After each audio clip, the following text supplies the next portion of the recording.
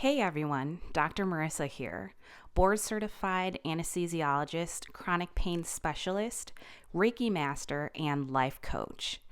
Now, I'm introducing, or have already introduced, 9 things that have changed my life in the past 4 to 6 months for the better, and I want to share them with you.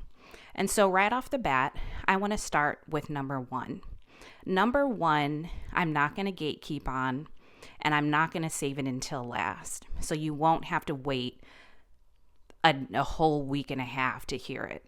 So the number 1 thing that I did that helped me to change my life for the better was, and to actually attract the life that I want, that's the key, is to be a vibrational match to that life that I wanted.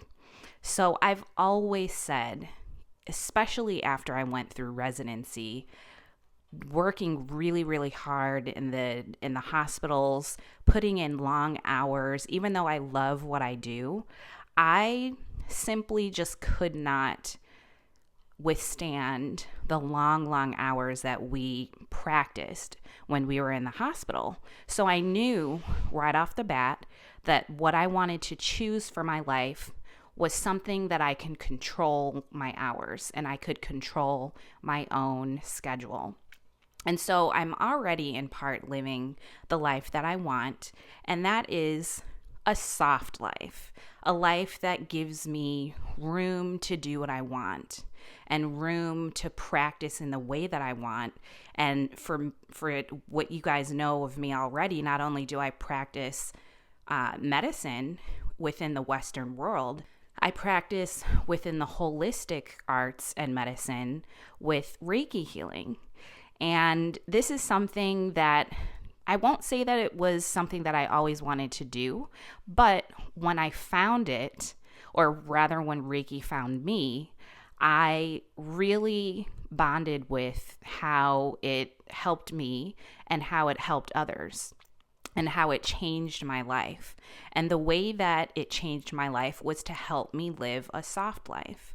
So in chronic pain management, I get to set my own hours. With my Reiki healing business, I also get to set my own hours, and it makes for a happier and more rested and more fulfilled me, because I'm not burning out helping folks doing what I love, but I get to do the things that help me to rest and recharge on the timeline that works for me.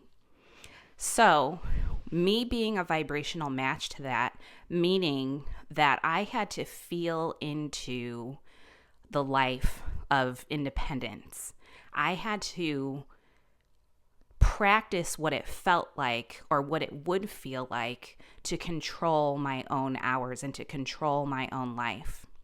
And so what that is like is imagining how it would feel, and kind of maybe what people say is being delusional in terms of how I felt on a daily basis. I didn't allow my burnout that I eventually ran into while I was practicing chronic pain management when I first came out, because I didn't know how to set things up to help me, or to make things easier for me.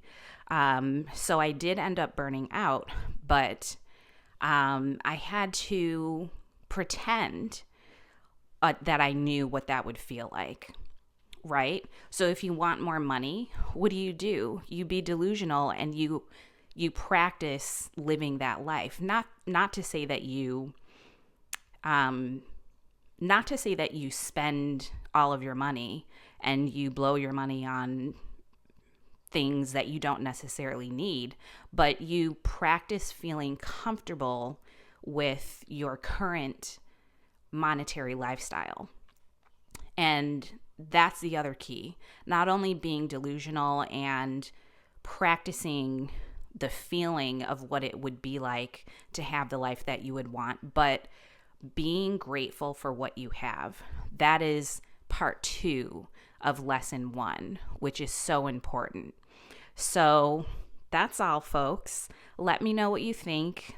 Let me know if you have any questions, and I'll be back with part 2.